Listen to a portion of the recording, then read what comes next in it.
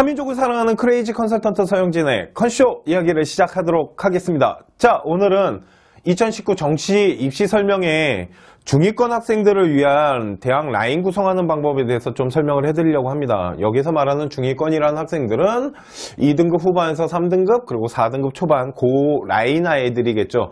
자, 그러면 그렇게 한번 볼게요. 중위권 학생이 서울 안에 있는 인서울 안에 있는 대학을 지원하기 위해서 어느 정도의 대학을 지원을 해야 될까요? 두 번째, 표점의 대학일까요? 백분위 대학일까요? 그런데 솔직히 중위권 학생들 같은 경우 표준 점수를 많이 반영하는 학교에 지원하는 게 그렇게 쉽지는 않습니다. 그러다 보니까 백분위를 좀 많이 보는 대학교들을 지원을 하게 되는데, 오늘 저희가 준비한 거에는 꼭 백분위만 꼭 하는 건 아니고요. 표점을 보는 대학교도 이제 어떤 식으로 라인을 형성하는지, 그리고 또 뭘 봐야 되는지 그 부분에 대해서 설명을 해드리도록 하겠습니다.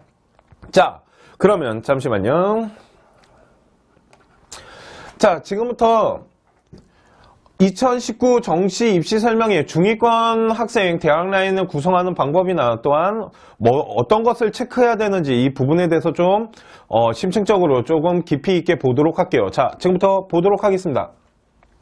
자, 반영 비율로 본 대학 라인인데요. 일단은 한 학생의 성적표를 좀 보여드릴게요. 이게 진짜 성적표입니다. 이번에 이제 학생 저희가 그러니까 컨설팅 라인을 짠 학생의 이제 성적표인데, 표준 점수는 국어가 114점, 그러니까 자연계 학생이네요. 수, 가영이 124, 그리고 과탐 평균으로 백분위가 80점이에요. 그러니까 표점을 일단 뺐습니다. 왜 그러냐면 과탐 같은 경우는 백분위를 많이 사용합니다. 홍대처럼 이렇게 표준 점수를 단순 계산하지 않은 학교라면 다 변환 점수를 사용하는데, 솔직히 이 정도 점수 114에 124 이 점수 가지고는 솔직히 표준 점수를 사용하고 있는 이런 상향대학교를 집어넣는다는 건 그렇게 쉬운 일이 아니에요. 그렇기 때문에 중위권 대학을 좀 봐야 되는데, 자, 그러면 중위권 대학은 어딜까요? 자, 볼게요. 이 정도 점수대가 형성되는 학생이라면 보통 우리가 대학교 라인에 상중하 라인을 짤 때 일단 서울대, 연대, 고대는 뺄게요. 그리고 서강대 거기도 다 빼겠습니다. 자, 중앙대가 있고요. 그 다음에 경희대가 있고요. 그 다음에 외대가 있고, 외대 뺄게요. 왜 그러냐면 이 학생은 자연계니까. 그 다음에 시립대가 있다라고 하겠습니다. 자, 여기를 지원할 수 있는 점수 짬밥이 아닙니다, 우리 학생은. 자, 그렇기 때문에 그 밑으로 이제 내려가겠습니다. 건국대가 있고요, 동국대가 있고요, 홍대가 있으며, 그리고 여학생이라면 숙명여대도 이 안에 들어갈 수 있겠죠. 그러니까 여기 이대가 있는데 이대도 집어넣을 수 있는 짬밥은 아니네요. 자, 그랬을 때 뭐냐면 건동 홍숭인데, 여기에 이제 경희대를 이제 좀 봐야 됩니다. 왜 그러냐면 경희대 같은 경우는 공과대학교나 이 아이들이 다 수원에 있는 글로벌 캠퍼스로 이동을 했기 때문에 점수대가 본교보다는 솔직히 그렇게 높다라고 평가할 수는 없어요. 그러니까 경희대부터 해가지고 일단은 뭘 시작하냐면 계산기를 두들기기 시작해야 됩니다. 자, 그랬을 때 건동, 홍숭, 그리고 이 밑으로 이제 깔리는 게 뭐 숭실대학교가 있을 거고, 국민대학교가 있을 거고, 단대가 있을 거고, 국순세단이라고 하니까요, 뭐 세종대학교가 있을 겁니다. 뭐 세종대나 단대나 이렇게 비슷비슷하죠. 국민대가 요즘 솔직히 국민대가 생각보다 점수대가 좀 올라가고 있다. 요 부분들도 좀 체크는 하셔야 됩니다. 그래서 요 라인에서 이제 대학 라인을 형성을 하고, 그리고 이 밑으로 안정권 대학이나 그리고 어떠한 계산을 통해서 대학 라인이 만들어진다라면 뭐 광운대학교나 아니면 명지대학교나 뭐 경기대학 이런 대학교들이 이제 형성이 되겠죠. 경기대학교는 요거보다 좀 아래쪽으로 형성이 되겠는데, 자, 그랬을 때 우리 학생의 표준 점수와 백분위를 저희가 계산을 해봤는데, 요번에 이런 성적표가 정말 많습니다. 2019년에 진짜 이런 성적표가 많이 나타나요. 저희 쪽으로 이제 지금 컨설팅을 신청하시는 분들의 성적표를 분석해 봤을 때, 요번에 진짜 국어가 어려워서 특히 이과 학생 같은 경우, 문과도 마찬가지지만 국어 성적이 상대적으로 되게 낮게 형성된 아이들이 되게 많이 나타납니다. 그래서 저희가 저번 시간에 뭘 해드렸었냐면, 녹화방송으로 뭘 해드렸냐면, 국어 비중 낮은 자연계 학생들이 집어넣을 수 있는 국어 비중 낮은 대학 라인을 짜드렸어요. 그런데 자, 오늘 라이브에서 하나 알려드릴게요. 그게 뭐냐면, 저희가 짜드린 그 대학 라인은 국어 비중이 낮습니다. 국어 비중이 낮다라는 건 경쟁률 체크를 반드시 하셔야 돼요. 왜 그러냐면 이번에 국어 못 본 아이들이 많다 보니까 국어 비중 낮은 쪽으로 쏠려서 갈 현상들이 나타날 수 있습니다. 이럴 때는 역으로 국어 비중이 높은 학과들을 한번 노려보는 것도, 왜 그러냐면 반영률도 중요하지만 진짜 경쟁률이 되게 중요합니다. 정시에서는. 그렇기 때문에 국어 비중이 이번에 높은 학교들, 이런 학교들은 경쟁률이 높지 않을 수 있어요. 그러니까 경쟁률 체크 반드시 꼼꼼하게 하셔야 된다라는 부분. 자, 그랬을 때 저희가 대학 라인을 짠 것은 가군에는 명지대, 나군에는 단대, 다군에는 광운대학교인데, 우와, 이 정도 점수대가 형성이 됐는데도 불구하고 여기를 못 넣는데요. 이해 가십니까? 왜 그러냐면 여기는 80점대 후반부터요 90점대 초반 아이들이 집어넣을 수 있게끔 100분위로 그냥 말씀드릴게요. 그 정도 수준의 아이들이 형성이 되더라는 겁니다. 그런데 우리 아이 같은 경우는 국어에 대한 비중이 국어 성적이 70점 초반대가 형성됐기 때문에 이쪽 건대부터 세종대 라인까지 집어넣는 게 생각보다 쉽지 않더라는 거죠. 그리고 이 밑에 짜진 것은 되게 오밀조밀하게 상중하 라인을 짜드린 건데 이 중에 하나 정도는 요 안에서 찾아보는 것도 방법이기는 합니다. 그런데 이거 찾는 것은 저희가 솔직히 방송에서 말씀드리기가 좀 어렵고요. 가장 보편적으로 대학 라인을 찾는 기본 사항에 대해서만 알려드리기 위해서 오늘 보여드리는 거기 때문에, 자 보시면 국어가 이 학생은 발목 잡은 게 맞아요. 그러다 보니까 수학에 대한 비중이나 아니면 가산점 같은 걸 통해서 국어 점수를 좀 보완하고 그거를 좀 점수대로 향상해서 대학 라인을 짜고, 두 번째는 영어가 2등급이 떴잖아요. 그러니까 이 친구가 집어넣는 이 가나다군에 있는 대학교에서 영어는 절대 감점이 이루어지지 않을 겁니다. 이번 년은. 왜 그러냐면 1등급이 5%밖에 안 나왔기 때문에 이 정도 수준의 지원하는 학생이라면 영어 등급이 2에서 3등급 정도 지원이 이루어지겠죠. 그러니까 우리 아이 영어에 대한 부분은 감점, 그러니까 점수 반영 그대로 가면 되고요. 그랬을 때 국어에 대한 비중이 낮다 보니까 수학이랑 과탐에 대한 비중을 가지고 국어의 점수를 좀 커버를 해야 된다라는 형식으로 대학 라인을 짜야 된다라고 생각하시면 됩니다. 자, 그랬을 때 가군에는 명지대가 안정권이에요. 이 안정권은 저희가 보시면 인원 변화가 있습니다. 대학교를 이제 찾거나 했을 때 저희가 그런 얘기 했어요. 경쟁률도 중요하고 인원 변화도 좀 보셔야 됩니다. 2018년에 인원이 32명이었는데 24명으로 줄었다는 거, 이거는 작년 데이터보다 점수대가 올라갈 거라는 예상을 하셔야 돼요. 또한 작년에 경쟁률이 5.1대, 그러니까 5대1이었어요. 그러니까 이 경쟁률이 블라인드 쳐졌을 때 어느 정도 경쟁률을 보이고 있는지도 반드시 체크를 하셔야 된다는 겁니다. 그러니까 대학교를 찾는 데 있어서 인원 변화 체크와 경쟁률 변화 체크, 이거는 미리 이렇게 다 체크를 해 놓으시고 그 다음에 대학교 지원하실 때 경쟁률이 어떻게 움직이는지도 좀 보셔야겠네요. 이해 가십니까? 자, 그러면 인원 변화가 2018년에 32명, 19명, 41명이었는데 다 인원이 줄었습니다. 단대 고분자만 조금 생각보다 좀 덜 줄었네요. 그래서 우리는 단국대학교라는 곳에 상향 지원, 그러니까 요거보다 대학 라인이 한 단계 높은 단국대학교에 상향 지원을 하게 되는데, 단국대학교 죽전캠의 고분자 공학과는 여태까지 저희가 3년치 데이터를 저희가 분석해 봤을 때 다른 학과, 그러니까 건축학과보다는 좀 높게 형성되는데 다른 학과에 비해서는 좀 점수대가 항상 낮게 형성되는 학과 중에 하나입니다. 또한 인원 변화가 크게 일어나지 않았어요. 또한 아직 이 인원에는 2019 인원에는 수시 2월 인원이 포함된 게 아닙니다. 그래서 제가 봤을 때 단대 같은 경우는 수시 2월이 만약에 갖다 붙는다면 작년과 거의 비슷한 데이터가 나타날 수 있고, 작년과 비슷한 데이터가 나타날 수 있다면 고분자공학과 같은 경우는 저희가 추합권 거의 끝에 걸릴 수도 있다 라는 것을 계산을 간단하게 한 겁니다. 그래서 당국대학교 고분자공학과 이 부분을 일단 잡은 거고요. 그 다음에 명지대학교 정보통신공학과 같은 경우는 인원, 자 보세요. 저희가 이거를 계산하는 데 있어서 인원은 다 체크를 한 겁니다. 그러니까 인원 변화 이런 변수를 계산을 다 했고요. 그랬을 때 합격률 결과가 나왔을 때 정보통신공학과는 생각보다 점수대가 인원 변화 변수 계산했을 때도 충분히 안정권이 형성이 되기 때문에 하향 지원했다. 안정권을 형성했고 그 다음에 다군은 솔직히 다군이 집어넣을 만한 대학교가 그렇게 많지가 않습니다. 아시겠지만 그러다 보니까 우리 다군 같은 경우 그럼 대학교 일단 찾는 것 자체가 쉽지가 않아요. 그 중에 공대 라인으로 좀 괜찮은 학교가 어디예요? 라고 물어보신다면 광운대학교. 저는 공대 라인으로 좋은 학교를 말해보세요 라고 했을 때 중위권 학생한테 추천해드리는 학교가 바로 광운대학교입니다. 왜 그러냐면 그거 생각해 보셨습니까? 자, 이거는 이제 지워도 되겠죠.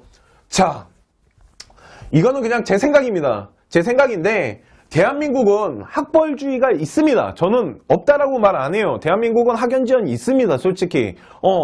그러다 보니까 학연을 따져야 되는 건데 지금부터 광운대학교 중위권 학생들 보세요. 광운대학교 공대를 말씀드린 겁니다. 뭐 로봇공학이나 아니면 전고융합도 마찬가지고 되게 뭐 전자공학이나 기계공학 되게 많은 학과가 공대가 이게 이루어져 있는데 광운대학교 공대 같은 경우는 옛날에요. 그러니까 우리 아버지들 세대들, 제 아버지, 그러니까 제가 지금 컨설팅하고 있는 저희 아버님 세대들, 그러니까 40년, 50년대 그때 분들은 대학교가요. 서울대가 있었고 공대 라인으로 하나 보여드릴게요. 서울대 밑으로 그러니까 고려대와 연세대가 있는데 이 학교에 공대가 없었어요.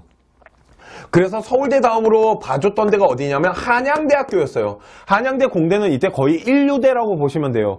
그리고 한양대 밑으로 어떤 학교가 깔렸냐면 인하대학교가 깔린 거예요. 인하대가 공대학교거든요. 그리고 밑에 깔렸던 학교들 중에 하나가 뭐냐면 광운대 공대예요.